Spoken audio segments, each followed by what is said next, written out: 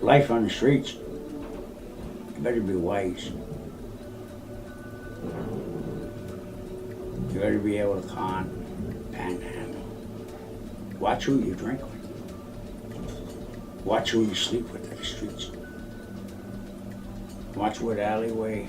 I've turned into a wino. Not only a drunk, a wino. I lived literally behind the beer store. Winter, summer, it didn't matter. And a lot of times, just sure luck I didn't freeze to death, that's all. In fact, they were getting very ineffective health care. It was not only ineffective, but was very costly. So we were providing a lot of services that were not improving the overall quality of care and health of the homeless. When he first came into managed alcohol, he wasn't able to work, he wasn't well enough, and I don't think we really expected at that time that he'd ever recover his health enough to be able to work, but indeed he has, and he's now had several shows, and I had one just a few months ago, and has an agent and sells his paintings through the agent, so he's kind of back on top of his game.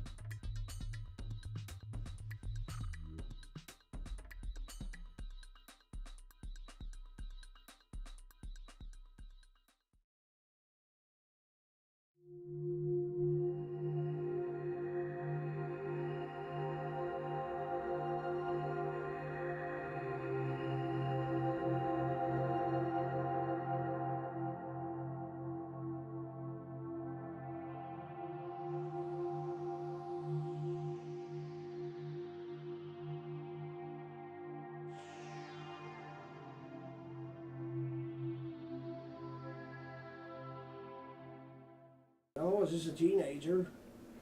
Oh God, that beer went down like, Back then they sold quarts of beer, like not pints, but quarts.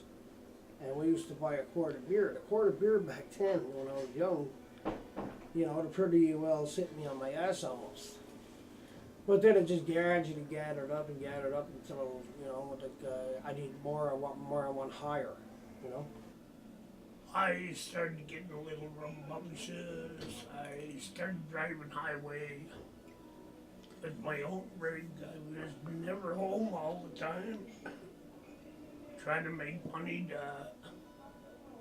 raise my kids, my family, buy my home. And when you're at home all the time, well, the wife sort of got fed up. He said my way or the highway, and I took the highway. When I started caring for the homeless, it was perhaps about 15 years ago. At that time, I recognized that many people were coming back to the hospital that I had seen in the emergency department and had not followed the treatment that I prescribed. And because of that, I asked why that was. They were not getting a very effective care, and it was expensive. And as a consequence, I went down to the shelters, and that led me on a long journey towards caring for the homeless in the settings where they actually live, and trying to provide health services to the homeless at home with them.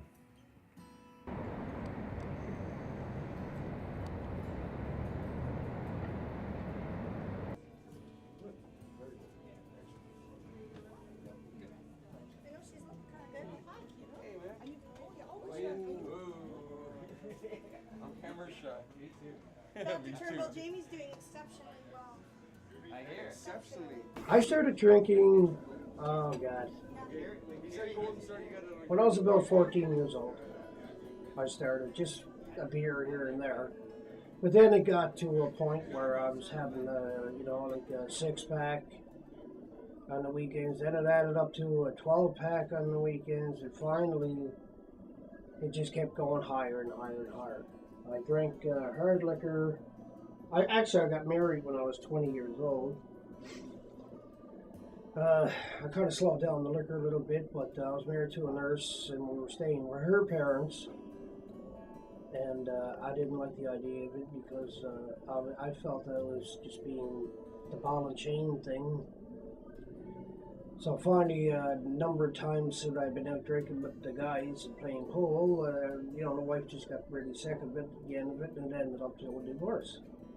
After that, I bogged down even deeper.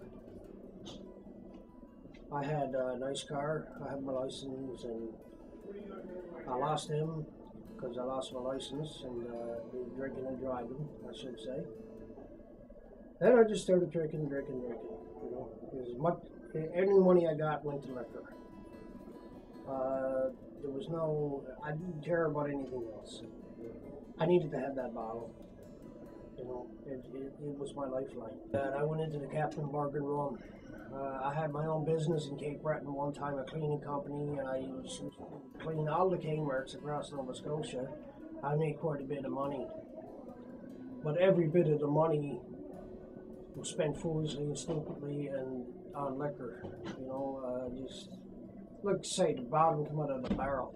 You know, and I just from the top of the ladder went right down again. And that even got worse when that happened. So I started drinking again heavy, and I decided to get out of Cape Breton, move away, moved to Calgary. I was doing welding up there. I did welding in Kitchener-Waterloo. And I failed to tell you I did welding in Halifax for a long time. I am a licensed welder. I have all my tickets. Made good money. Besides owning the cleaning company, I made good money welding. And I couldn't handle the work anymore because with the alcoholism in my lungs and my eyes were that bad I couldn't see to weld. I just gave up on that. You know, I just went on the streets. I said, what's the sense now, right? Drink yourself to death, that's all it's doing.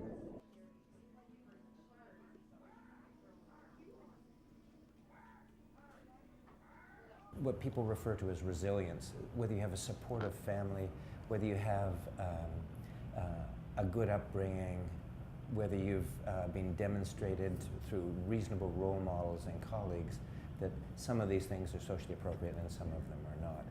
Well, unfortunately, the combination of those social factors, plus what I think is hardwired predisposition to alcohol addiction, leads somebody to become progressively more addicted. And without social supports, without coping mechanisms or abilities to deal with it, they drop farther and farther down in a social strata and end up in our homeless shelters.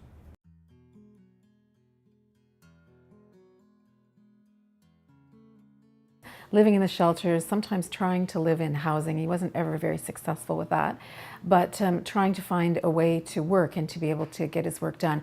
Really struggling at that time with the mental illness and with the addiction to alcohol. But at that time, relatively doing much better. He would have long periods where he wasn't drinking and was able to be quite productive, and periods where his mental illness was not so bad. Then he really sort of spiraled downward and ended up out on the streets. And he was out on the streets for many, many years and in very, very bad condition. Really not very, you couldn't really converse well with him. He was dressed in garbage bags a lot of the time, very, very unkempt, not eating, not taking care of himself at all. His life was really at that time considered to be in peril, and he was very much tormented. The mental illness, the voices really were what was driving him, and the alcohol was what he was using to try to contain that. When I lived on the streets, I was out there for 2 years with a good friend of mine, right? We lived literally behind the beer store. Winter, summer, it didn't matter. An alleyway maybe 3 feet wide, big tall high rise, and then you got the beer store. And at the very end there was a stairwell that come up, and if you got underneath it, the rain wouldn't come in, the snow wouldn't come in if you dropped the blanket out in front of it. Never bothered us. We slept there for 2 years. Yeah, right? And there's a lot of times just sure luck I didn't freeze to death, that's all. I have a lot of friends that died out on that street. Yeah, so.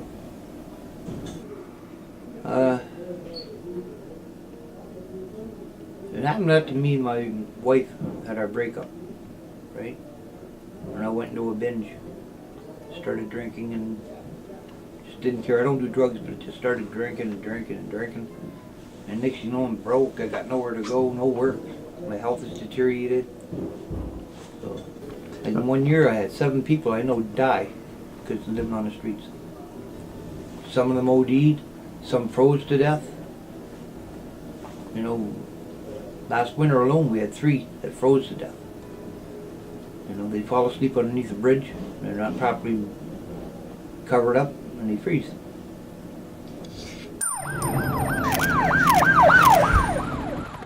It would be not unusual for that individual to have been found unconscious on the street from excess alcohol use. That would lead to a police encounter. There would have been a call to the police. 2 police officers would arrive. Conservatively, that's about $500. They would make a decision that this person then should be sent to the emergency department, and a fire truck and an ambulance would be dispatched. The fire truck and ambulance, again, hard to quantitate, but we're looking at in the neighborhood of $200 to $300 at least for the transport.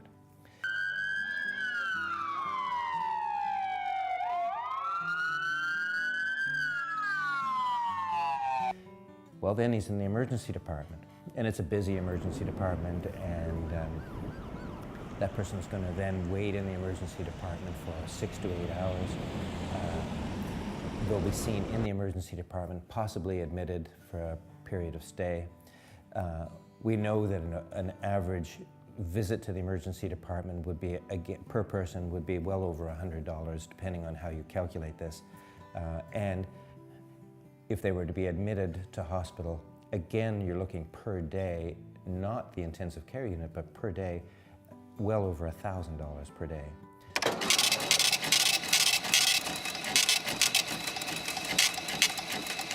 Used to wake up at the mission.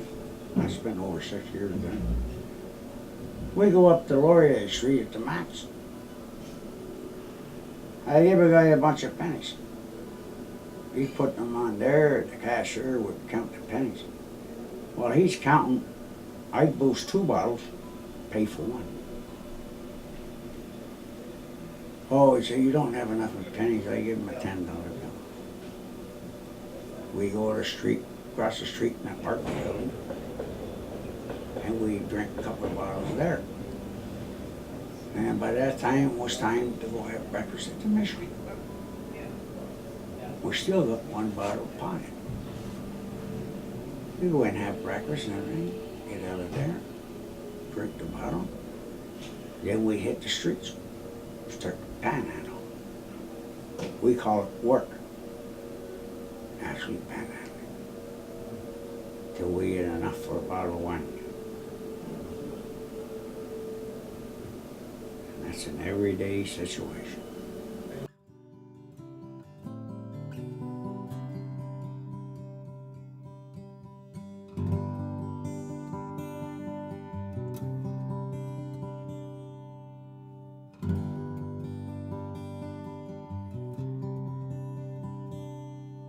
They still try to steal that, but as I said, just not as much. The Listerine, it was just, every week I was probably losing 5-6 bottles of Listerine, so.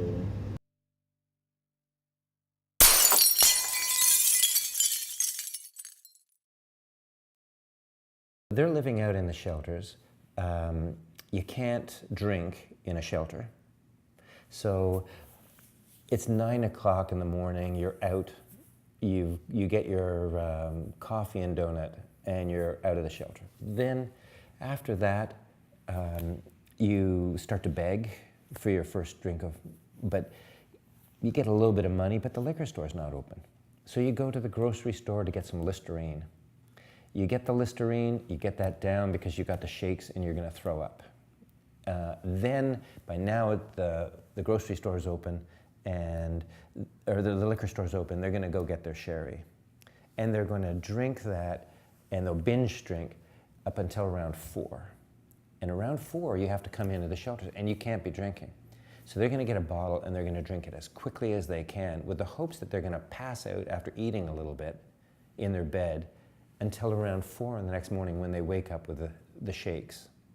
And when Eugene had lost his toes to frostbite, it was very, very difficult to help him. He needed antibiotics. There's some very famous stories of Jeff Turnbull's chasing him down the street with a syringe of antibiotics in his hand, trying to give him his injection, and the nurses, showing up at the shelter at 4 a.m. trying to get his dressings done. And the solution to that eventually was discovered to be to give him alcohol to keep him there until the medical staff could arrive to provide his care. When the community looked at what the top problems were for people who were chronically homeless, there was an obvious need to really come up with something that would suit the needs of chronic street alcoholics, because at that time it was a significant portion of the population, and really something that had been unremedial to any sort of interventions that we'd done in the past. When we started the program, initially what we wanted to do was to save money essentially to the judicial system through the interventions with police, and to the healthcare system by reducing ambulance and emergency room use, because we knew that this population were high users of that service. So somebody would come into our program. You have to understand that we give alcohol starting early in the morning, and it continues hourly until the evening if they're not intoxicated. And even despite that, we find many of our people coming into the program go into withdrawal because it's a dramatic reduction. And when we study this, we see that giving alcohol like this, we give approximately 1/9 of what they would normally be drinking on the streets. And the pattern is very different. On the streets, it's binge drinking. Within our program, it's a steady drink per hour. With that, all of the street life, the changes, the social aspects of being on the street as a street alcoholic also changes. And it is a very slow progression.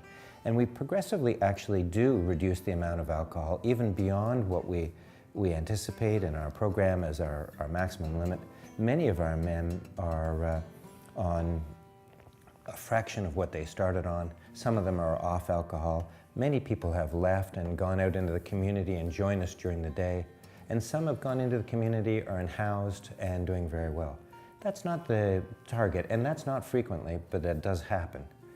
So yes, there's a progressive reduction to the least amount of alcohol that we can use, because we know that alcohol is not a good thing for these individuals. Yet at the same time, it's dramatically less than what they would be taking on the street.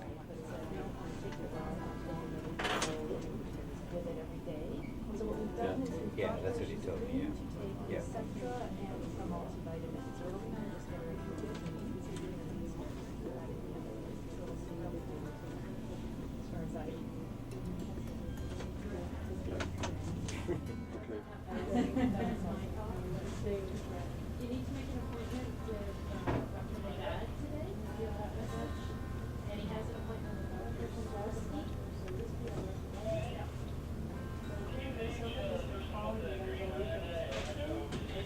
I get 1 drink an hour, and I only get 5 ounces of special blend, which I don't know, 4% or something. I don't know. I get 1 an hour. We thought of approaching a harm reduction strategy whereby we would take the chronically homeless and put them into a sheltered, supported housing environment. And interestingly, we would give them alcohol at the same time. Now that might seem paradoxical that we're giving alcohol to alcoholics. However, what it is a harm reduction strategy intended to reduce the amount of damage. So with this, we're able to bring them into a housed environment. We stabilize the craziness of their lives. And yes, they do take alcohol, and I would prefer them not to, but at least I know now that it's alcohol that they're drinking, not paint thinner or gasoline or Listerine. At the same time, I can provide them meaningful health services, and progressively with time, we find that we're able to reduce the amount of alcohol and the subsequent damage that they're taking. And in that environment, that supportive housing environment, we now start to see these homeless men who were inveterate alcoholics, who had failed every treatment program. We find that those people now slowly socialize into what we would think is more acceptable norms. They have their own mayor, they cook for themselves, they do their laundry, they have their own rooms, they have euchre attorneys, and I always lose they have They celebrate my birthday for me.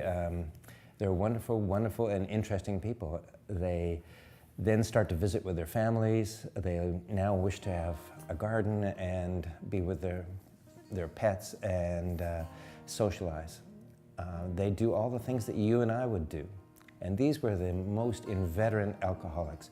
So if you can take people off the street and put them into a supportive housing environment, you can dramatically reduce the harm that they do to themselves and to society around them. It's much less costly, and it improves their overall quality of life. I don't know why I stayed. And now I don't want to leave. This is definitely my home. Definitely. I'm the mayor, I'm the laundryman, and I take care of a few other problems, which is no problem. But this is my home. I don't want to leave. Yeah. So I was fortunate.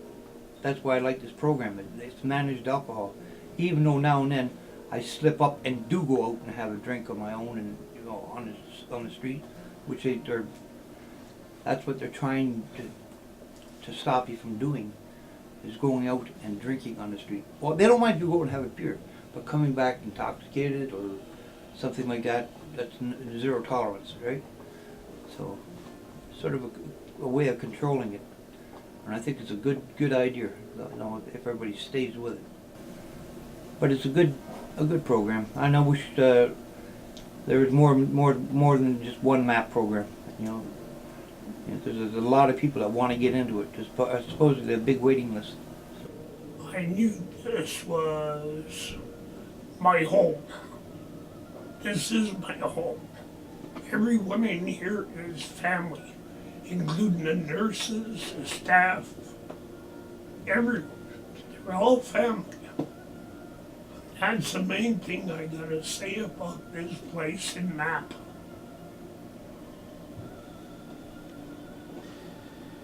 Well, I was on the street for quite some time. Friends of mine joined the program, which I didn't believe in it at the time. But numerous times of going down to recovery and being sick of being on the street and being sick of staying in shelters, and I just felt that it was time to end this one way or the other. Either take my life or find somewhere that, something like detox, but only a little bit better. And then I thought about the harm reduction. When I first came into harm reduction, it was kind of hard because I'm used to being on the street. I did get kicked out of harm reduction because I was drinking on the outside again. But after a while, I came back in and I started using the program like it should be used, and I found 100% different in my life. I'm clean, I'm healthy, I have new clothes, I have a great staff that cares about people, I'm not in trouble anymore on the street, and basically in a nutshell, this is where I like to be. Mind you, I like to be home sometimes in Nova Scotia, but that's important. That's not important, I should say. What's most important is my life, in plain English. And if I feel like if I go to Nova Scotia now, there won't be any return to Ottawa. So I'm better off here than pushing up daisies.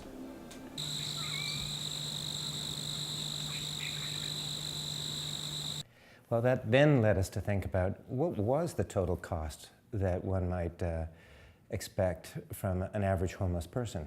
They were not, they were using our emergency department very frequently. They were using fire and 911 and police visits very, very commonly. It led us then to start to say, gee, perhaps there was an easier way or a better way. We then started to chronicle one or two of our clients, and we were amazed to find when we went to the emergency departments, went to our hospitals and looked at their medical records, and then we started to talk to the police. Everybody knew these people. These people had some contact, either judicial contact with an arrest or an encounter with the police, and then subsequently a hospital visit or a hospital stay or even an intensive care unit stay. But when you think of all the indirect costs that occur to all of us, the loss of business because they're begging on the streets, the care that they require or the support they require in a sheltered environment, when they perhaps are stealing to support their addiction. Overall, these are massive costs, and to be honest, it's not providing more effective health care, and it's certainly not solving the problem of drug and alcohol addiction and psychiatric disease. We can do better.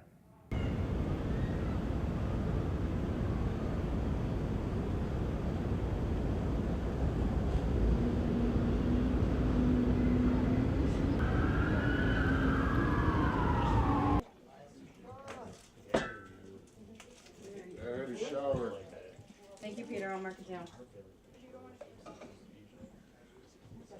When we started the program, initially what we wanted to do was to save money essentially to the judicial system through the interventions with police and to the healthcare system by reducing ambulance and emergency room use, because we knew that this population were high users of that service.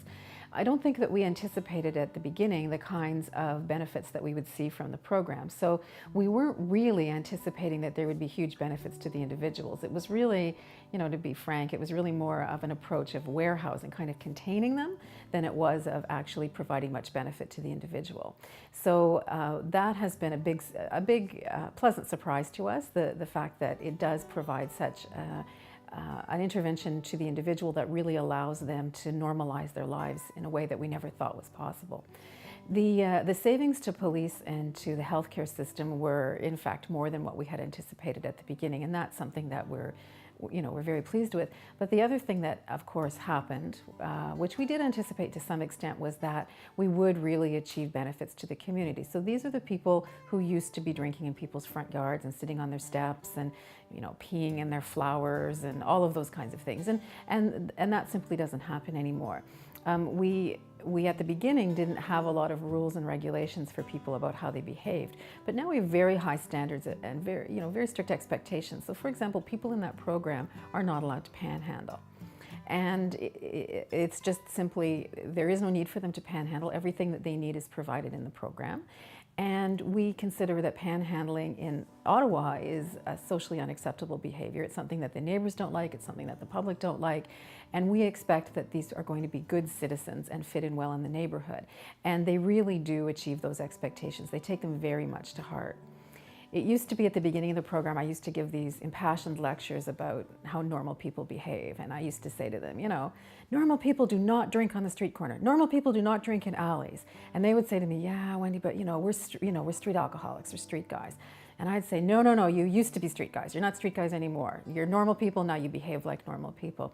And it's very funny because I don't have to give those lectures anymore because they really see that themselves and they have very high expectations of civilized behavior. So when we first started the program, of course, people were very interested in actually knowing whether or not this saved money. So we did a fairly extensive cost-benefit analysis of the program. And at that time, we were able to demonstrate convincingly that the program saved $3 to the taxpayer for every dollar that was spent on the program. We're actually in the middle of redoing that study. And the reason that we're redoing it is because we actually think that the cost savings now are higher.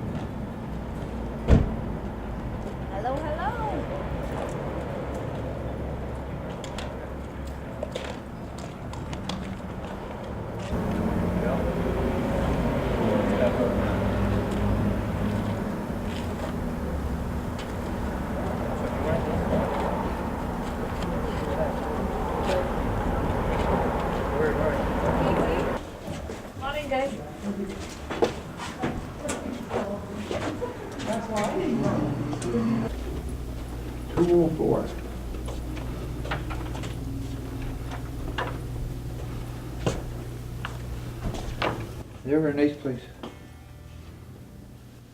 Jeez, I'm happy.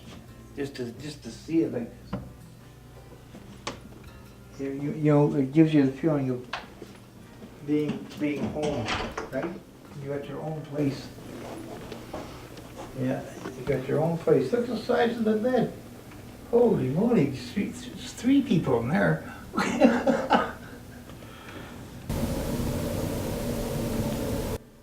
I never dreamed that I could have a place like this again.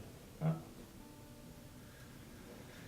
Oh, I just gotta figure out the food schedules and that. Then I'll go back to work, helping in the kitchen. I was at the Salvation Army. I talked to one of the Salvation Army guys set me up with Dr. Turnbull, right? So I talking to Dr. Turnbull. He said, would you like to go over to a MAP program? I says, he explained everything it was all about. I said, sure. Half an hour later, he called me back. He says, come on over, we got a bed for you. So it's one heck of a, what can I say? To have what I got right here, right now, is just amazing. It's amazing. Yeah.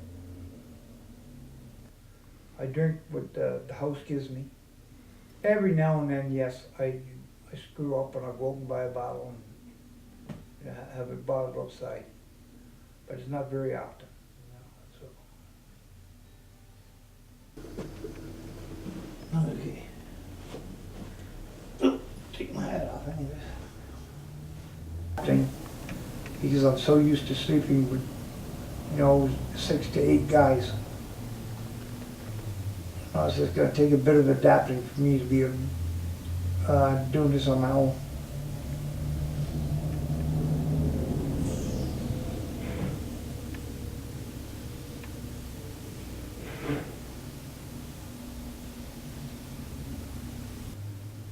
I got no toleration for being violent because we're here, we're family. Oh yeah, you're going to have your arguments. But it shouldn't come to violence.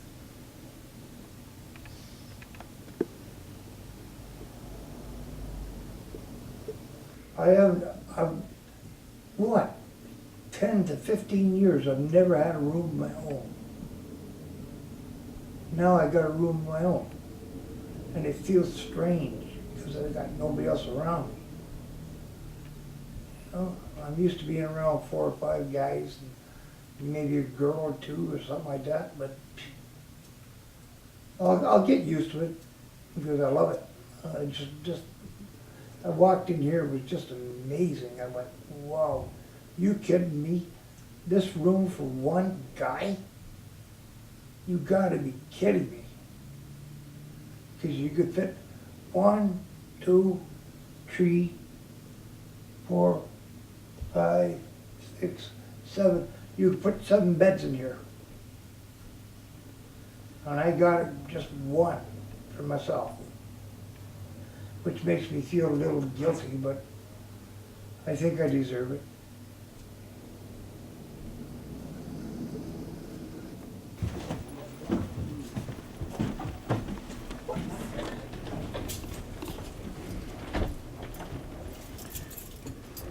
So to get her own key, or? You have a door stopper here. Welcome home.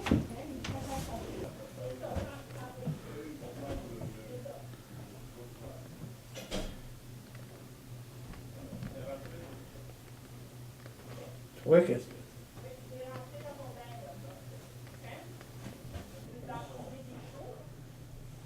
You have a closet as well, Sean? Yeah, Right there in are hangers in there? There's hangers in there for you.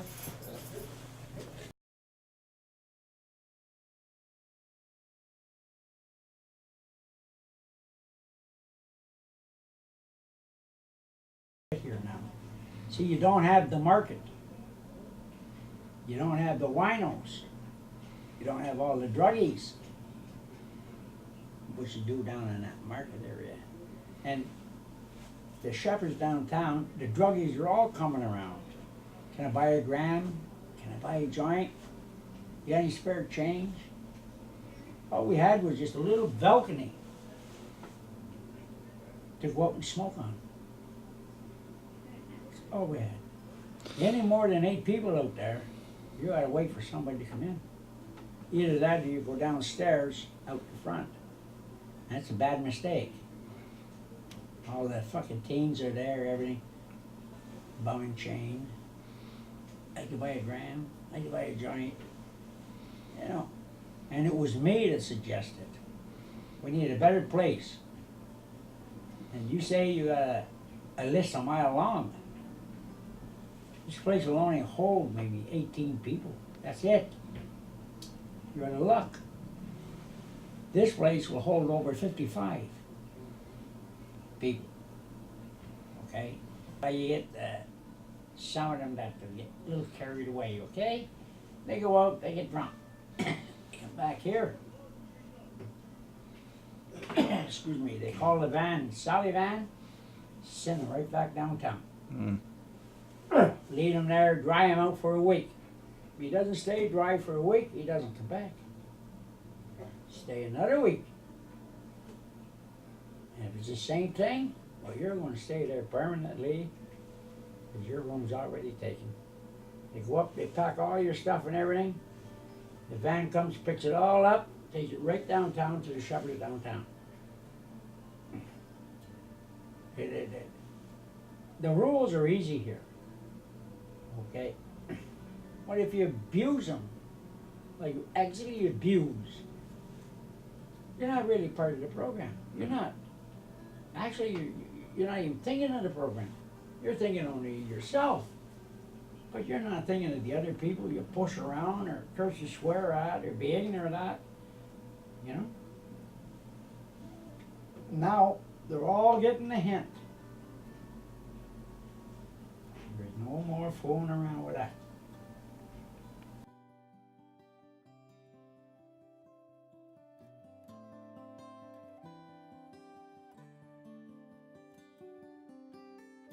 For society, this is cost effective. This makes a great deal of sense. If you can have somebody in this type of environment, as opposed to being on the street where they're drunk or begging and then repeatedly into the emergency department or in a police cruiser, this makes good sense.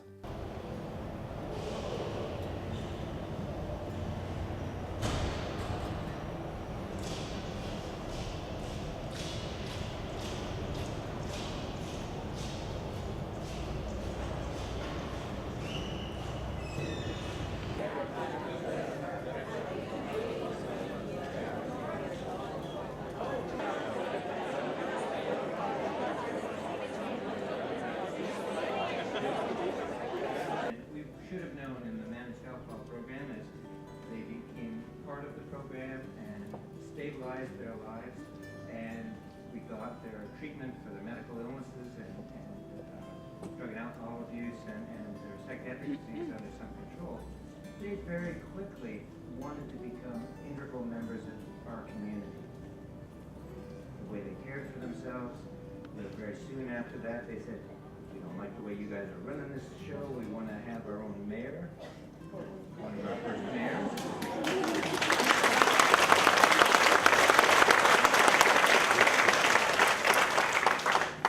They said, well, we don't like the way you're cooking for us. They wanted their own kitchen. They wanted their foreman grill. They wanted a Christmas party. They wanted a euchre contest. They wanted to meet with their family. So it's no surprise that after a while they said, you know, we'd like to move out of the inner city area. We would like to be more integrated into the community. We would like to be more independent. We want hotel. Ronnie, we're going to move. Where would you like to move? I can't even hotel. Dr. Jones showed the land. A couple of minutes later, when I know I'm in a hotel.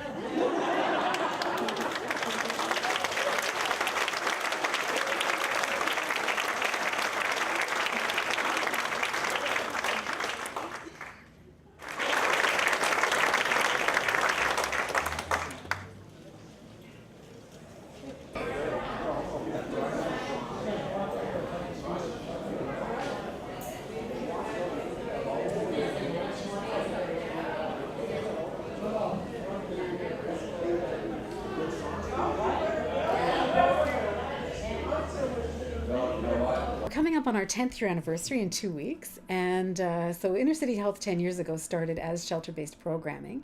We were very committed to the whole concept of shelter-based programming because we wanted to be in the shelters working with people in the environment that they were most familiar with.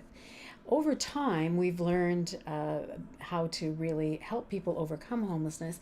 And one of the things that's really been a challenge for us is getting people away from street life and away from the whole shelter kind of environment. So the Oaks has been an amazing transformational experience for all of us because we've been able to find housing in a very normal sort of neighborhood where we were able to move people out of the downtown core and into a residential kind of setting. It's been an interesting transition for people because many of them now feel very uncomfortable in the downtown core, and what was once their home is now an environment that they no longer really want to be associated with. Some of the clients won't even go downtown to pick up a check or pick up their mail. We transport it for them because they just feel that even any kind of an exposure to the downtown core is not in their best interest. Here's the kitchen. This is all basically client food. These are prepared food, like for dinner and lunch. Okay? So they're welcome to use these fridges here, which is most of them obey. And I've got here, I've got things cooking for lunch, or supper, I mean. So, what is it? Cooking for supper. Oh, Swedish meatballs on noodles. I just organized this all yesterday. Now it's like going into a market if you want. See, everything's ordered. It's all in order. You know exactly what we got. I love it. I wouldn't be able to stay here if I couldn't do anything like this. I'm the type of guy that has to be on the go. You know, on the streets, yeah, it's bad to say, but I panned. I did what I had to do to survive. Cigarettes, drinks, and all that. Here I got it all. I got it all right here. I don't need to go out in the street anymore. I work and I get up in the morning. Gary always takes care of breakfast, so I won't worry about that. I get it in I call it my Holy Grail. It's my black book, where I look what's for dinner and what's for supper and what the night chef has made for us and what I have to pick up on, right? So it's sort of harmony, but it works. One of the things that we have really been astounded by, but of course it's also brought us great joy, is to see the transformation of people as they've moved out of a shelter-based environment and into their own housing. We sort of had all anticipated how great it was going to be to see how people transformed themselves and continue to grow, but I think many of the people here have really outgrown any of our expectations. And we had always hoped that the program here would really be a partnership between the staff and the clients, but if anything, the clients really lead the process. All the food that's provided here, and the food is amazing here, but all the food that's provided here is cooked by the clients. They have a food planning committee, they have activities that they plan and execute, and it really is a community of staff and clients together, and I think that this is a very unique way of living life and being able to live in community. And it provides for people all the best that they would get in a supported setting, in an institutional kind of setting, without all of the restrictions and the dehumanizing effects of being institutionalized. And so I think for all of us who are privileged enough to be part of this, we actually find it very inspirational.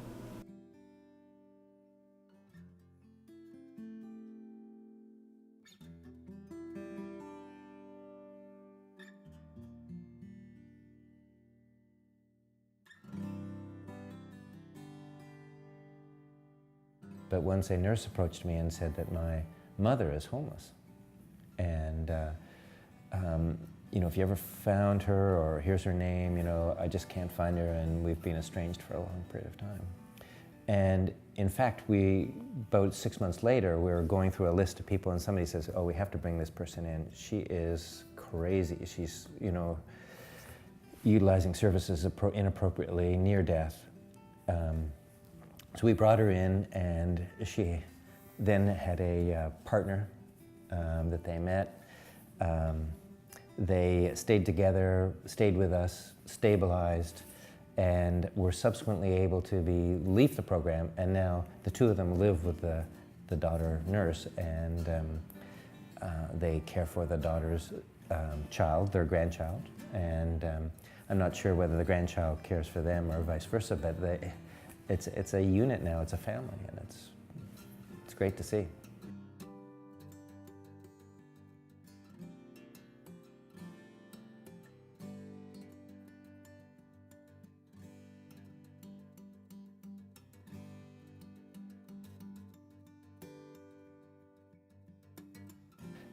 That's the visible face of homelessness, or the homeless person who is addicted to crack cocaine, crystal meth, opioids, or the psychiatrically unwell homeless person. That's the public face of homelessness, but that's not the real face of homelessness.